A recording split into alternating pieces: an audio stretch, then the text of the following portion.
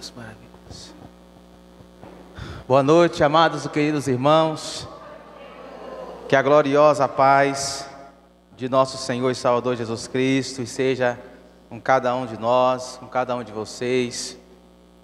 Irmãos, como é bom nós consagrarmos um momento como esse, de nós abrirmos o nosso coração em adoração, né? Nós somos metralhados nessa noite, bombardeados com adorações que nos levaram para os pés de Cristo, que abriram o nosso coração e derramando nossa alma diante do nosso Salvador, do nosso Jeová Jireh, do Deus que está conosco, o Deus que cuida de nós. Meus queridos, você que nos visita, seja muito bem-vindo. Está aqui a família, minha irmã, meu cunhado. Muito bom tê-los aqui. Que Deus fale com vocês em nome de Jesus. Tem aqui um Senhor aqui à frente, que Deus possa te abençoar também. Eu queria que você abrisse comigo a palavra do Senhor no Evangelho de Ruth. Amém? O Evangelho está ali. E hoje nós estamos chegando ao fim, queridos. Ruth? Hoje nós estamos chegando ao fim dessa saga, dessa história.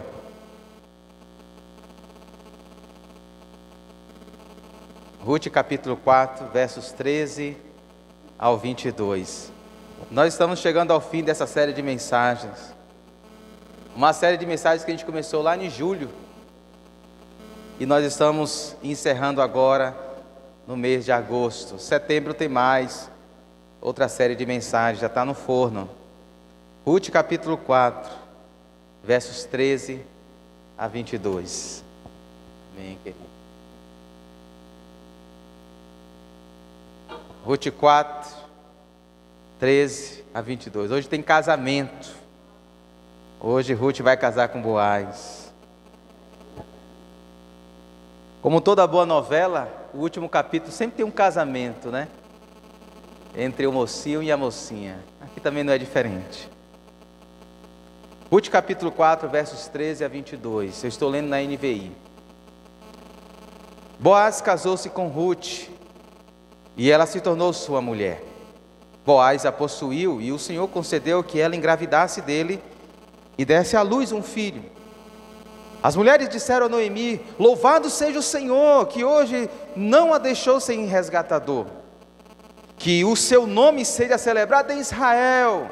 Verso 15: o menino lhe dará nova vida e a sustentará na velhice, pois é filho da sua nora, que a ama e que lhe é melhor do que 7 filhos. Noemi pôs o menino no colo e passou a cuidar dele. As mulheres da vizinhança celebraram o seu nome e disseram: Noemi tem um filho. E lhe deram o nome de Obed. Este foi o pai de Jessé, pai de Davi. Essa é a história dos antepassados de Davi desde Pérez. Pérez gerou Esrom, Esrom gerou Rão, Rão gerou Abinadab, Abinadab gerou Naasson, Naasson gerou Salmão, Salmão gerou Boaz, Boaz gerou Obed, Obed gerou Jessé, e Jessé gerou Davi. Podem se assentar em nome de Jesus. Meus amados, no início do mês de julho nós começamos essa série de mensagens intitulada Ruth, uma mulher surpreendida pela graça de Deus. E na primeira mensagem que nós refletimos naquela oportunidade, à luz de Ruth, capítulo 1, verso 5, nós ficamos conhecendo a história de uma família encabeçada por um homem chamado Elimeleque, que era casado com Noemi, com 2 filhos. Diante de uma necessidade, de uma fome, decidiram tomar uma decisão precipitada de saírem da terra de Belém, em Judá, para ir para uma terra distante chamada Moabe. E lá aconteceu uma tragédia nessa família. Elimeleque morreu, os 2 filhos desse casal também morreram. E Noemi fica viúva com duas outras viúvas, Ruth e Orfa.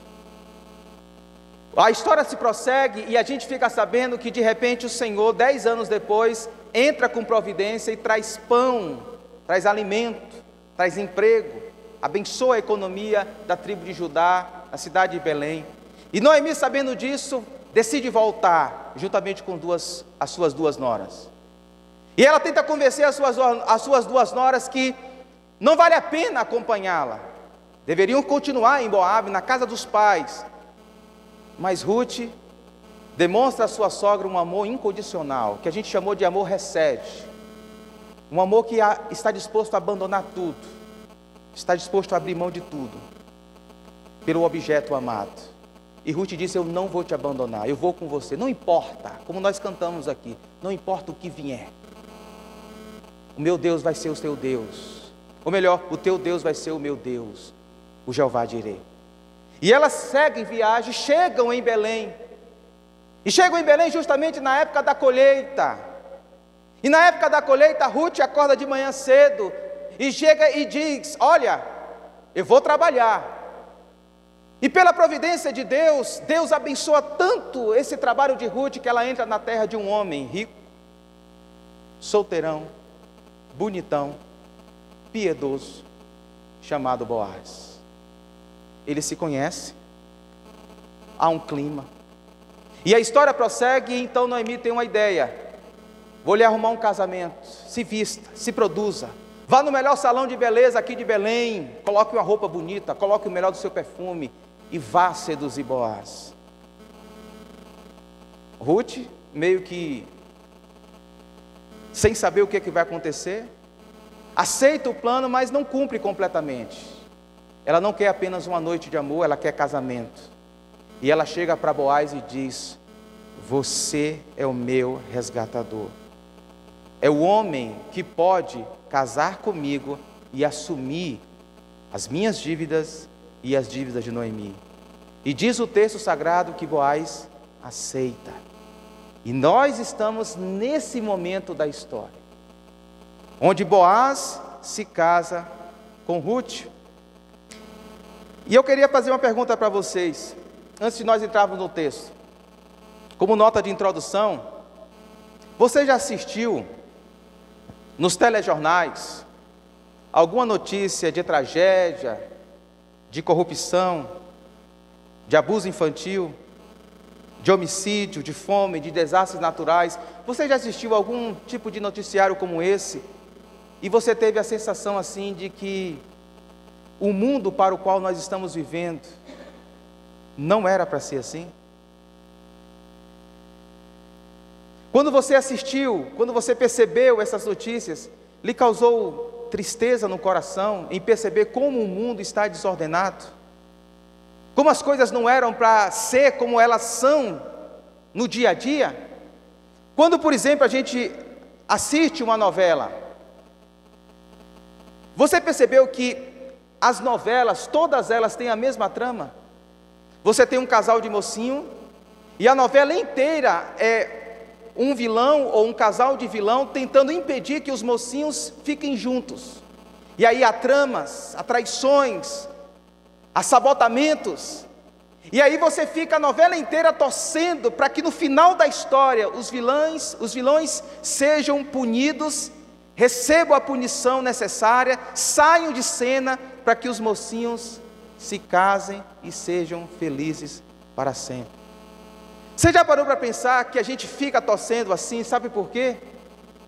Porque no fundo, nós sabemos que o mundo em que nós vivemos, a história que nós presenciamos constantemente, ela não era para ser assim. E nós ansiamos por um Salvador. Nós ansiamos por alguém que entre na história para trazer ordem ao nosso caos. No fundo, há no nosso coração um anseio de que alguém entre na história, um super-herói, que destrua os vilões, que acabe com toda a miséria, com a corrupção, com os abusos, com a violência, com a desordem que a gente assiste nos telejornais. No fundo, a gente anseia por um rei. que entre na nossa história e nos traga um final feliz. A história de hoje, em resumo, que nós vamos analisar aqui à luz de Ruth, capítulo 4, versos 13 até o verso 22, em síntese, seria essa: o Senhor está se movendo em nossas histórias para revelar a sua gloriosa salvação. Em síntese, o Senhor está se movendo em nossas histórias pessoais, em nossas histórias nacionais, em nossas histórias mundiais, no micro e no macro, nas coisas pequenas e nas coisas grandes. O Senhor está se movendo em nossas histórias para revelar, para trazer a sua gloriosa salvação. E nós vamos ver isso em duas partes. Acompanhe comigo, por gentileza. No primeiro momento, a gente vai perceber que a salvação que o Senhor revela a nós, revelou a Ruth, a Noemi e a Boaz, a nação de Israel, e revela a nós, é uma salvação capaz de transformar o nosso pranto, o nosso choro, em dança, em alegria. Veja comigo que nós, quando começamos a analisar o livro de Ruth, desde o capítulo 1, nós aprendemos naquela oportunidade que o livro de Ruth começa, uma das primeiras palavras do livro de Ruth é essa: na época dos juízes. E nós falamos naquela oportunidade que essa é uma época de crise espiritual. A época dos juízes é uma época de crise espiritual. As pessoas estão rebeldes, as pessoas se afastaram de Deus. A gente fica percebendo que aquele período é um período de muita frieza, de muita superficialidade, de muita letargia espiritual. As pessoas não têm sede e fome da presença de Deus. Uma frase que resume esse período, o período dos juízes, está lá em Juízes capítulo 17, verso 6, e Juízes capítulo 21, verso 25, que diz assim: naquela época não havia rei em Israel, cada um fazia o que lhe parecia certo. Porque não havia um rei, porque não havia um senhor, as pessoas faziam o que elas queriam fazer, elas eram donas de si mesmas. Não é diferente dos nossos dias. Vivemos numa cultura, numa sociedade também, onde as pessoas só fazem aquilo que lhes parece certo. A época dos juízes não é diferente dos nossos dias, da cultura de Jequié. Ficamos sabendo ainda, no início do livro, que esse período não é apenas um período de crise espiritual, mas também de uma profunda crise econômica, porque a gente fica sabendo que tem fome na terra, não tem chuva. Se não tem chuva, não adianta você plantar. Você pode ter as melhores sementes, você pode ter os melhores adubos, se não tiver chuva, a semente morre seca no ventre da terra. E se não tem chuva, não tem produção. Se não tem produção, não tem trabalho. Se não tem trabalho, não tem pão na casa do povo. Crise econômica, falta de emprego, falta de oportunidades. O povo está sem dinheiro, o povo está sem oportunidade. E mais, nós ficamos sabendo que aquele período, perceba, queridos, não é apenas um período de crise espiritual, não é apenas um período de crise econômica, mas sobretudo um período de profunda crise moral. Nós aprendemos no início do livro que aquele período era um período onde cada um fazia o que lhe parecia certo, e agindo no viés dessa cultura, no rastro dessa cultura, Elimeleque toma uma decisão equivocada, não consultando a Deus, fazendo apenas o que lhe parecia certo aos seus olhos, e então ele sai da sua terra, a terra prometida, a terra do Senhor, e vai para uma terra de estrangeiros. Os seus 2 filhos, que eram para casar com judeus, com judias, melhor dizendo, com israelitas, casam com estrangeiras. É gente que não importa. Para Elimeleque e para os filhos dele, não importa o que é certo, o que importa é o que dá certo. Perceba se não é esse pensamento que permeia a nossa cultura. As pessoas não estão interessadas no que é certo, as pessoas estão preocupadas no que é que dá certo, o que é que funciona, o que é que dá resultado. Não importa se com isso eu tenho que abrir mão dos valores de Deus. E mais, o início da história de Ruth, nós aprendemos que é uma história de tristes consequências. Por quê, pastor? Porque os dois filhos, Malom e Quilion, juntamente com seu pai, Elimeleque, buscando a sobrevivência, buscando a vida, se depararam com a morte. Se depararam com a morte. E mais, essa tragédia que assolou essa família, fez gerar no coração e na mente de Noemi uma crise psicológica. Ela entrou, ou ela beirou, ou ela entrou literalmente num profundo estado de depressão. Por quê, pastor? Porque lá no capítulo 2, verso 20, diante dessa tragédia que aconteceu, que assolou a sua família, ela chega dizendo: não me chame de Noemi, não me chame de doce, não me chame de agradável, eu não sou agradável, eu não sou doce, a minha vida não é agradável, não me chame de Noemi, melhor me chamarem de Mara, de amarga, pois o Todo-Poderoso tornou a minha vida amarga. É uma pessoa que está afundada numa autocomiseração, beirando a depressão. A pergunta que eu faço para você nessa noite: quem diria que essa situação poderia ser transformada?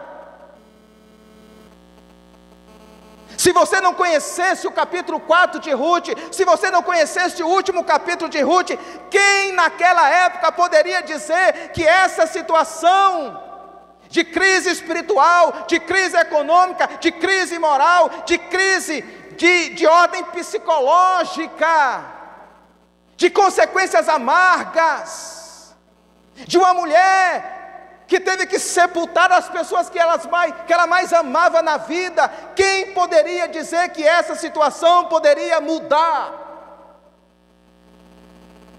Na perspectiva do homem, a história de Noemi, a história de Ruth estava fadada ao fracasso.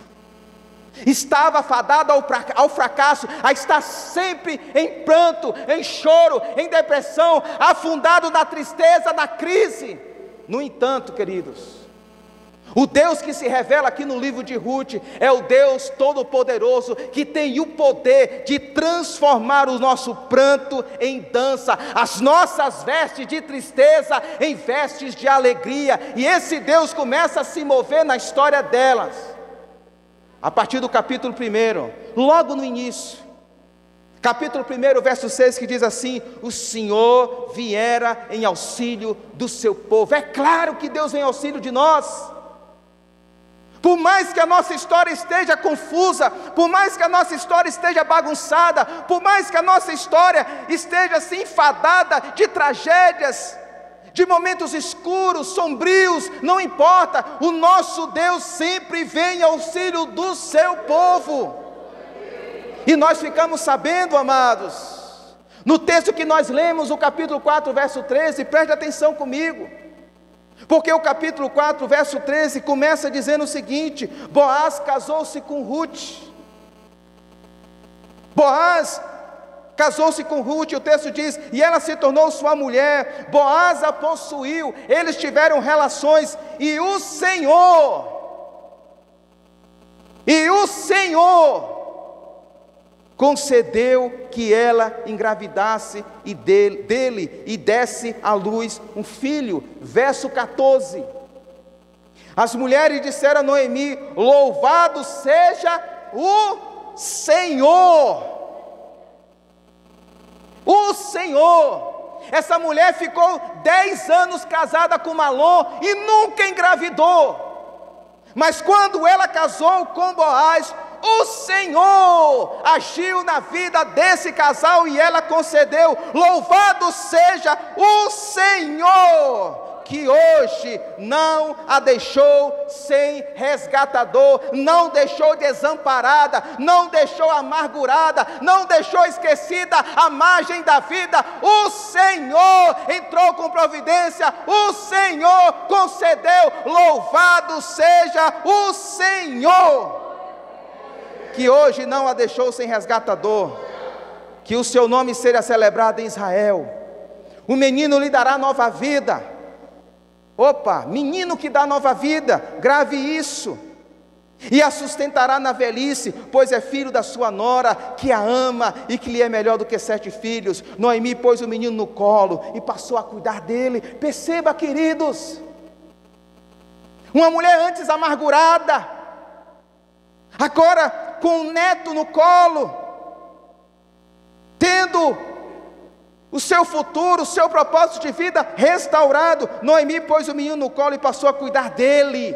Agora faz sentido a vida para Noemi. As mulheres da vizinhança celebraram o seu nome. Noemi tem um filho. Meus queridos, entenda que o autor bíblico está tentando nos convencer, está tentando fazer com que a gente perceba que mesmo diante de um cenário de crise espiritual, de crise econômica, de crise moral, diante de uma família marcada pela tragédia, pela morte, pela sepultura, mesmo diante de uma crise que a levou a imergir uma profunda crise psicológica, depressiva, o Senhor se move nessa história para revelar sua salvação, uma salvação, meus queridos, que é capaz, que é poderosa, de transformar o nosso pranto em dança. Por 2 vezes é dito que o Senhor fez, que o Senhor concedeu. Agora eu lhe pergunto, perceba comigo o que o autor bíblico está tentando nos convencer. Ele está tentando fazer para nós um grande contraste, para a gente perceber quão poderoso é o nosso Deus.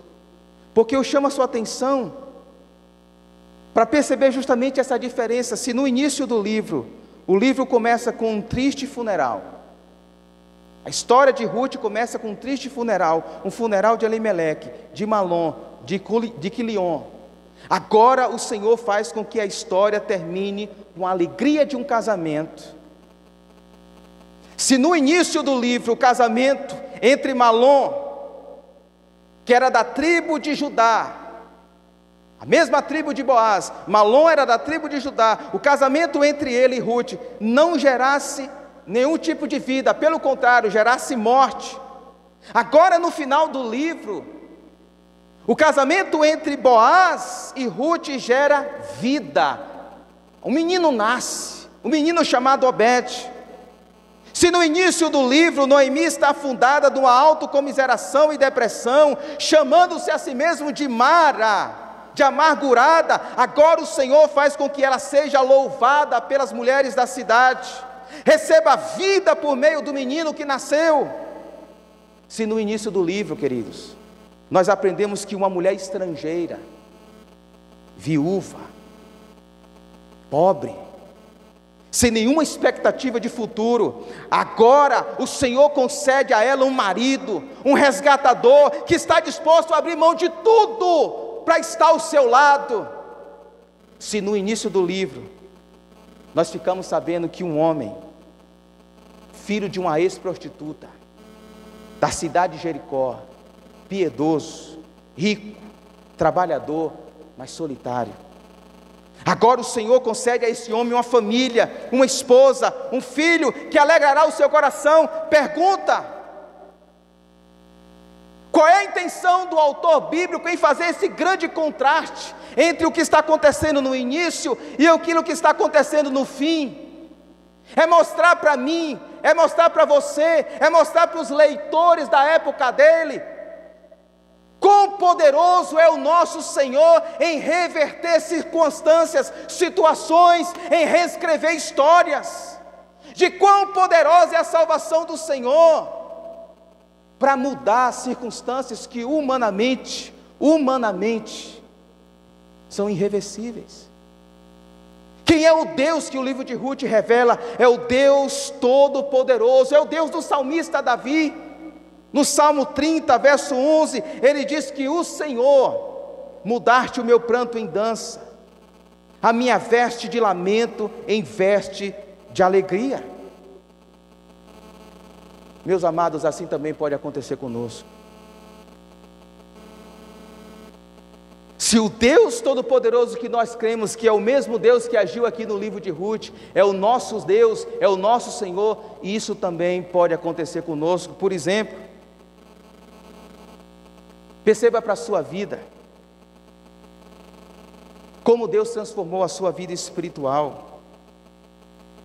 Você que tinha um passado marcado por erros, por decisões equivocadas, por vícios, você que estava caminhando a passos largos para o inferno, mas de repente o Senhor se moveu na sua direção, com graça, com misericórdia, com favor imerecido, Ele resgatou de lá, e manifestou a sua salvação, e mudou a sua vida espiritual, e perdoou os seus pecados, e lavou as suas vestes, e lhe redimiu, e lhe salvou, Ele está lhe transformando, e está lhe moldando, e Ele está lhe conduzindo à imagem de Cristo Jesus. Isso aconteceu com você? Perceba, quando nós olhamos para o nosso passado, nós podemos perceber como era a nossa condição familiar, por exemplo. Quem sabe a gente pode olhar para trás e perceber em que condições estava o nosso cônjuge, o nosso casamento, os nossos filhos. Talvez no momento em que Deus se moveu na sua direção, você já estava com os papéis de divórcio na mão, talvez desacreditado na relação com o filho, preocupado com o pai, com a família desestruturada, e de repente o Senhor se move na minha vida, na sua vida, e Ele transforma a nossa família, e Ele restaura o nosso casamento, e Ele salvou os nossos filhos, e Ele salvou os nossos pais, e Ele salvou os nossos familiares. Esse Deus que traz ordem, traz salvação à nossa casa, Ele fez isso. Perceba comigo, se você olhar para o seu passado, você pode perceber como era a sua condição de vida. O que Deus fez com você? Quem sabe você olhe para trás e se lembre que não lhe deram muitos anos de vida, que essa doença não teria cura, que as oportunidades jamais chegariam a você, que as oportunidades jamais bateriam na sua porta. Olhe para trás e lembre, meus amados irmãos, de quantas noites você teve que colocar os seus filhos para dormir com fome, porque não tinha nada para comer. Olhe para a sua vida agora, olha o que Deus fez por você, em você, apesar de você. Quão glorioso é o nosso Deus! O Deus que reverte histórias, o Deus que muda histórias, o Deus que faz o impossível.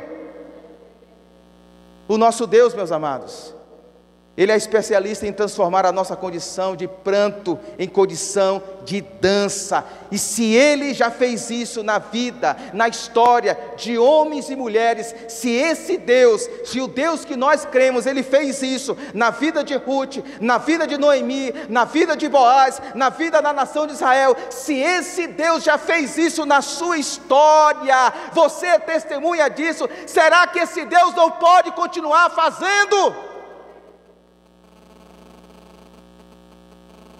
Será que é impossível para Deus salvar o nosso familiar, salvar o nosso filho, salvar o nosso cônjuge, salvar os nossos parentes? Será que é impossível para Deus transformar o pranto de uma mãe, de um pai que está sofrendo por causa de um filho, em lágrimas de alegria? Será que é impossível, queridos?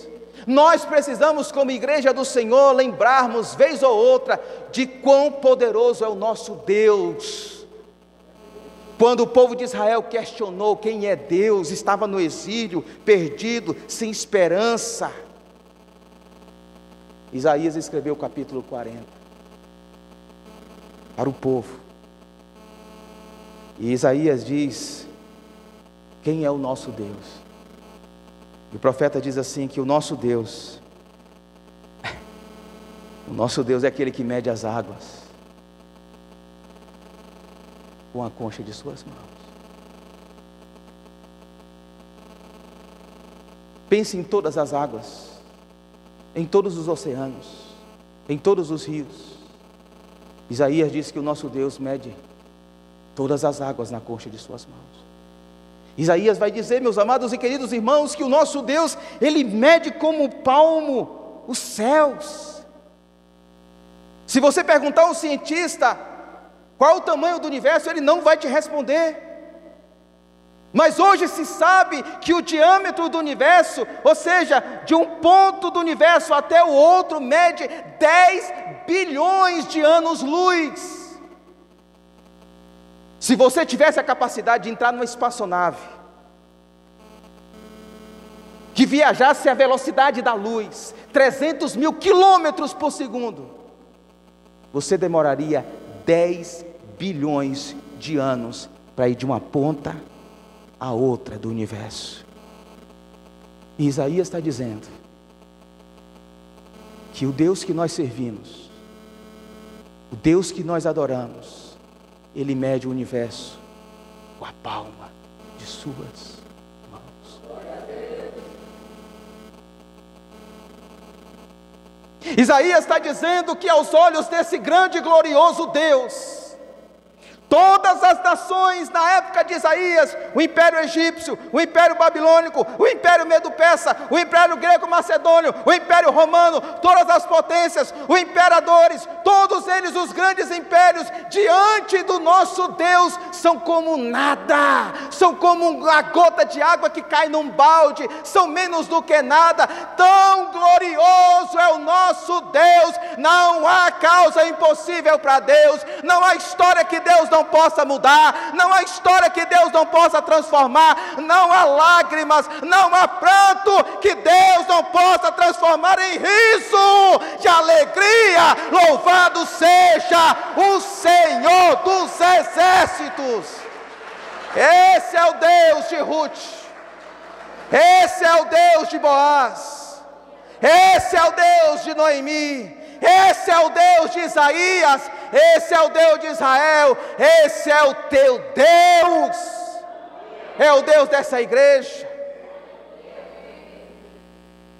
é o Deus que pode transformar o nosso pranto em dança. Mas em segundo lugar, se em primeiro lugar essa história me revela para nós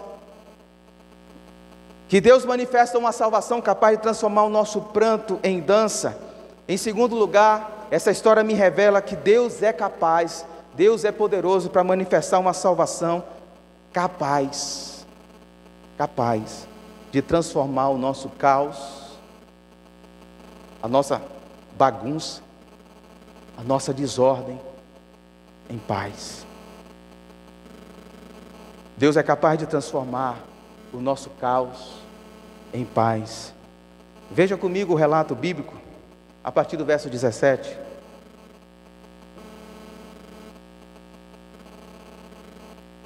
Segunda parte do verso 17 diz assim: e lhe deram o nome de Obed. Este foi pai de Jessé, pai de Davi. Essa é a história dos antepassados de Davi, desde Pérez. Pérez gerou Esrom, Esrom gerou Rão, Rão gerou Abinadab, Abinadab gerou Naasson, Naasson gerou Salmão, Salmão gerou Boaz, Boaz gerou Obed, Obed gerou Jessé, e Jessé gerou Davi. Meus amados, o autor bíblico ele traça a linhagem genealógica de Judá, da tribo de Judá, filho de Jacó, um dos filhos de Jacó. E Judá, nós sabemos, a partir de Gênesis capítulo 38, que ele gerou um menino chamado Pérez, filho da sua ex-nora Tamar. E ele traça a genealogia de Judá até Davi. Como nós vimos, a gente pode pensar que simplesmente ele está aqui dando nomes ao léu, simplesmente dizendo como é que surgiu a história de Davi, como é que Davi surgiu na história. A gente pode ler esses nomes aqui e nem perceber o que é que está por trás desses nomes. não vê nenhum propósito, não vê nenhuma mensagem. A gente pode passar por eles sem perceber nada. Mas o autor bíblico aqui, ele tem um propósito em trazer essa genealogia para nós. Perceba comigo que, como a gente viu, a história de Boaz e Ruth, ela se dá num período do chamado Juízes. E a gente está embatido bastante nessa tecla, porque o período dos Juízes, ele é um período bagunçado. E é um período que vai desde a época de Josué até o reinado de Saul, quando Saul é coroado como rei. É um período de 300 anos, são 300 anos. 300 anos de muito caos. 300 anos de muita desordem. 300 anos, queridos, de muita anarquia, de muita rebeldia, de muita crise. E como nós vimos, uma frase que resume todo esse período é que naquela época, constantemente o autor do Juízes está dizendo, naquela época não há rei. Não há rei em Israel.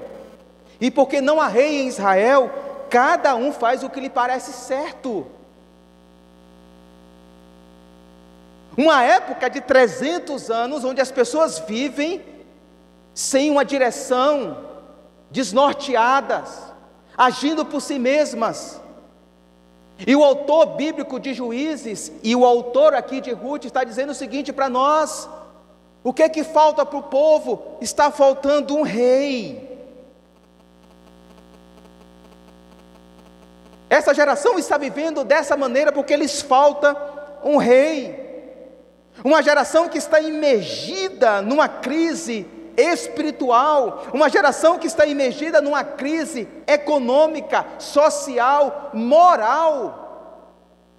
Numa época onde você tinha frieza espiritual, idolatria, muita idolatria. Numa época onde você tinha imoralidade campeando cada tribo de Israel.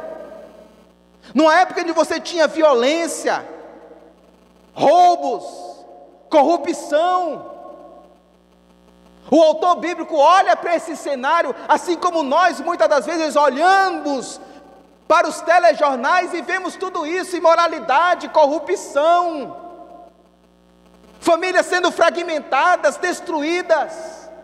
O autor bíblico também olha para a sua sociedade e vê isso: muito caos, muita desordem, muita crise econômica, muita corrupção, muita crise espiritual, frieza espiritual, pessoas mercadejando a fé. Naquela época estava campeando a nação de Israel, e ele olha para tudo isso e diz: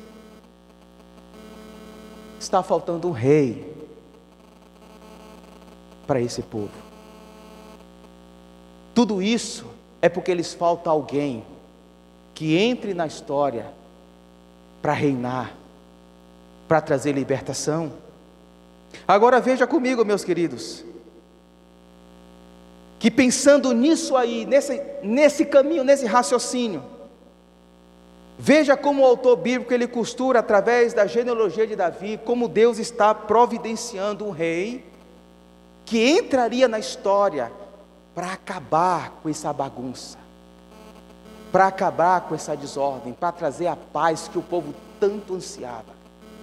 Perceba, meus amados, que ele começa a genealogia citando histórias de Pérez, e aí você fala: quem é Pérez? Quem é Salmão? E perceba que o autor está dizendo isso, está dizendo, ele cita esses nomes para mostrar em primeiro lugar que Deus está providenciando um rei para entrar na história pela graça. Deus está manifestando a graça. Como assim, pastor? Ele está manifestando a graça. Perceba comigo, a salvação que o Senhor está se manifestando é uma salvação somente pela graça. Por quê? A graça divina, em primeiro lugar, manifestada na história de Judá e Tamar. Não sei quantos aqui já leram Gênesis 38. Gênesis 38 fala da história desses dois.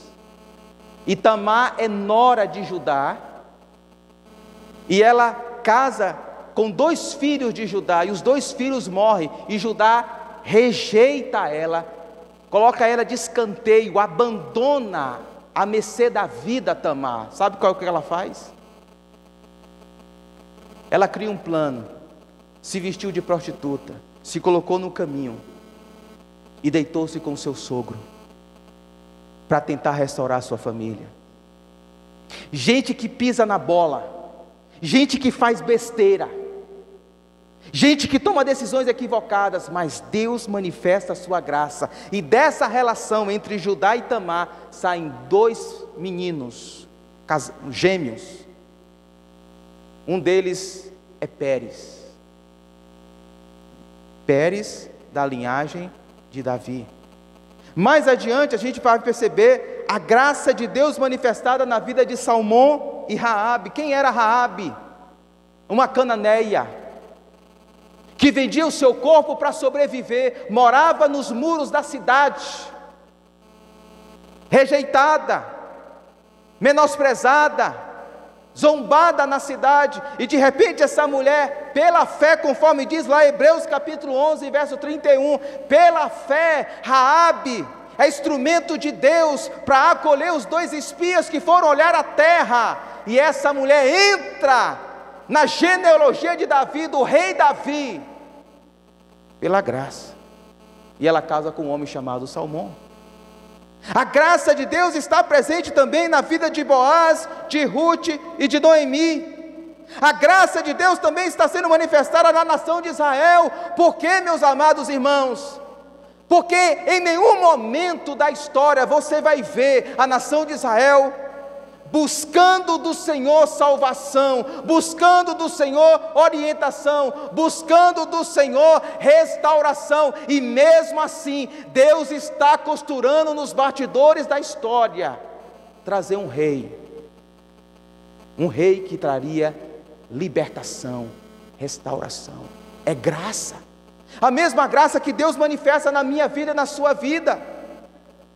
A graça de Deus, quando vem sobre nós para trazer salvação, não importa as decisões erradas que nós cometemos no passado, não importa quão suja é a nossa história, não importa os erros, as burradas que nós cometemos, as palavras profanas que nós falamos, as decisões equivocadas que nós tomamos, Deus apaga tudo isso e restaura as nossas vidas. Esse é o Deus que se revela aqui nessa genealogia, um Deus que está restaurando quem tomou decisões equivocadas, um Deus que está restaurando quem tomou caminhos errados. Deus restaura, e Ele faz isso pela sua imensa graça. Essa graça que está sendo manifestada na direção de Israel, está sendo remontando os dias de Judá, remontando toda a história, e chegou aqui na história de Boaz, de Ruth, de Noemi. Agora veja comigo, Senhor, que essa salvação, esse rei que traria paz, que trazia libertação, diz o autor, é o rei Davi. É ele que seria o homem, não o rei conforme a nação de Israel pediu para Deus, conforme as outras nações. Deus falou assim: não, o rei que eu vou levantar é um rei segundo o meu coração. E Davi foi o protótipo, o rei mais piedoso, quem de fato entrou na história da nação de Israel e subjugou todos os inimigos do povo de Deus, trazendo liberdade, trazendo ordem. E tudo isso, o Senhor estava costurando nos bastidores da história a chegada de Davi. Agora eu lhe pergunto, será que a salvação que o Senhor está de fato manifestando na história de Israel, do seu povo e na nossa, ela pode ser trazida por Davi? Ela pode ter sido trazida pelo rei Davi? De forma nenhuma. Como é que nós podemos ler esse texto aqui, queridos? De uma maneira madura, nós precisamos entender que Deus está fazendo aqui, queridos, através dessa linha genealógica, é mostrar que ele está traçando, está cumprindo a promessa que ele fez a Abraão. Quando Deus se move na direção de Abraão, ele diz para Abraão que em Abraão, por meio dele, todas as nações, todos os povos da terra serão abençoados. Deus está traçando uma linhagem genealógica de Abraão. Quando nós lemos, por exemplo, Isaías, que viveu muito tempo depois de Davi, Isaías diz o seguinte, que haveria um dia que um menino, não Obed, não Davi, porque o menino nos nasceu, um filho nos foi dado, e o governo, o reino, estava sobre ele, sobre os seus ombros, e ele será chamado Maravilhoso Conselheiro, Deus Poderoso, Pai Eterno, Príncipe da Paz. Ele estenderá o seu domínio e haverá paz, a paz que os israelitas da época dos juízes tanto ansiavam, a paz que nós, que vivemos do outro lado da história, muito tempo depois, tanto ansiamos, diante dos noticiários, diante das tragédias, diante do caos que sobrevém a nós queremos paz, a paz, Ele é o príncipe da paz, e haverá paz sem fim. Não é paz por 40 anos, não é paz por 100 anos, não é paz por 200 anos, é uma paz sem fim, sobre o trono de Davi. Um menino que nasceria para sentar no trono de Davi, e sobre o seu reino, estabelecido e mantido com justiça e retidão, diz Isaías capítulo 9, desde agora e para sempre. Perceba, queridos, o que Deus está dizendo aqui é que Ele está manifestando a sua salvação, trazendo ordem em meio ao nosso caos, trazendo paz em meio às nossas desesperanças, em meio às nossas crises, em meio ao nosso caos e à nossa desordem, seja interna, seja social. Deus está manifestando a sua paz, e essa paz está sobre um filho de Davi, que viria na história. E todo o Novo Testamento diz que essa profecia de Isaías se cumpriu na pessoa de Jesus Cristo. O Evangelho de Mateus já começa traçando a genealogia de Jesus, de José até Abraão. Mateus está dizendo, ele é o descendente de Abraão, aquele pelo qual todas as nações seriam abençoadas. Lucas começa a genealogia de Jesus e vai de José até Adão, mostrando que Jesus é a semente da mulher, aquele que viria na história para esmagar as cabeças da serpente. João traça a genealogia de Jesus até a eternidade.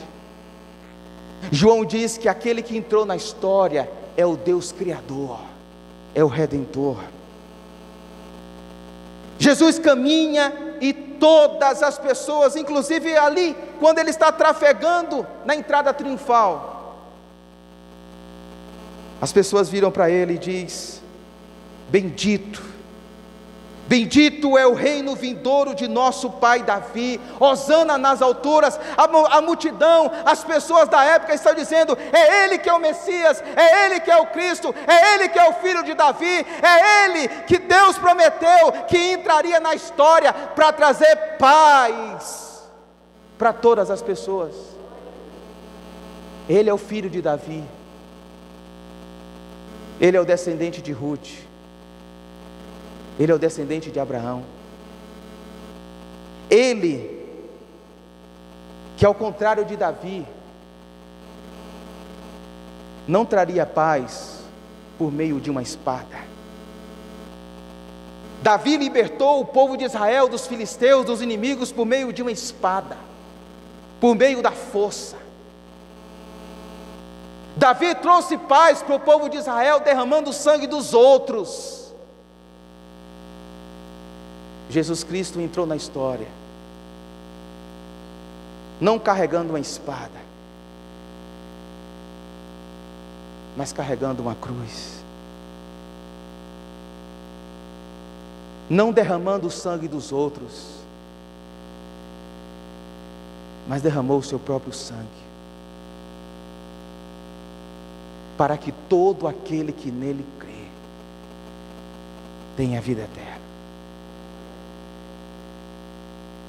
para que todo aquele que receber esse filho de Davi, esse descendente de Ruth e de Boaz, esse rei, esse Senhor, esse Salvador, que entrou na história, para desfazer toda a obra do diabo contra as nossas vidas, para perdoar todas as nossas burradas, para apagar com a borracha do Espírito Santo os nossos erros do passado, as nossas burradas, as nossas escolhas, os nossos passados, os nossos pecados, as nossas transgressões.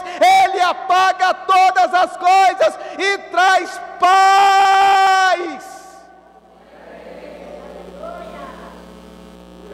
A paz que eu e você precisamos, Davi não pode dar.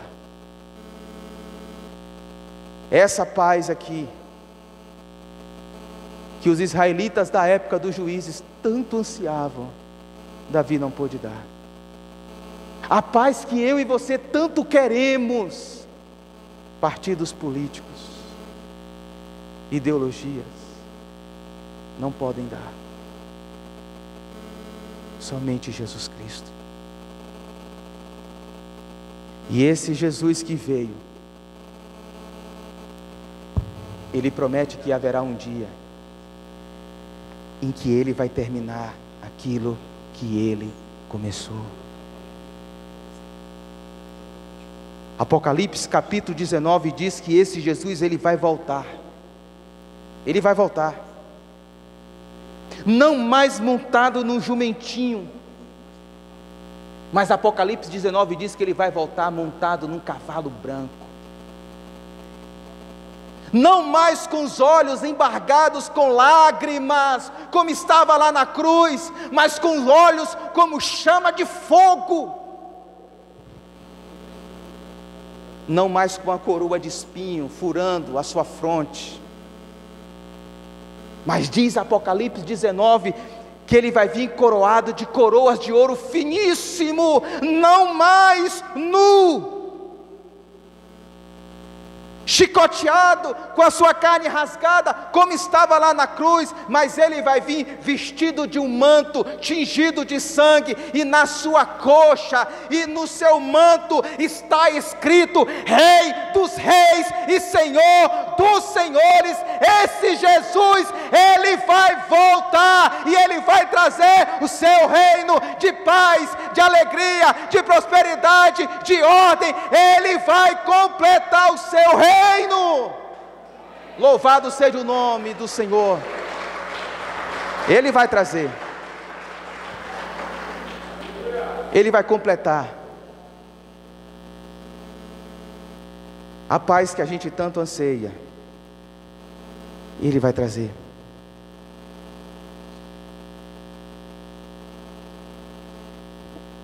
Para finalizarmos, se nós fôssemos resumir o livro de Ruth, todo ele, os 4 capítulos, em uma frase só, eu acredito que a frase seria essa: que o Senhor, Ele está se movendo em cada detalhe das nossas histórias, cada detalhe, para revelar a sua gloriosa salvação. Deus, Ele quer nos salvar. Deus, Ele quer nos transformar, Ele quer nos redimir. E o livro de Ruth me ensina que não há causa perdida para Deus. Não há história que Deus não possa reverter. Não há poço tão fundo que a pessoa esteja que Deus não possa ir lá e tirar. Então, em primeiro lugar, para você sair nessa noite aqui, Deus demonstra uma salvação capaz de transformar o nosso pranto em dança, as nossas vestes de lamento em vestes de alegria. Não importa o seu passado, não importa o que você fez, o Senhor Jesus pode reescrever a sua caminhada. Você acredita nisso? Uma salvação capaz de transformar o nosso caos em paz, nossa angústia em redenção, nossa depressão em esperança. Esperança de que haverá um dia,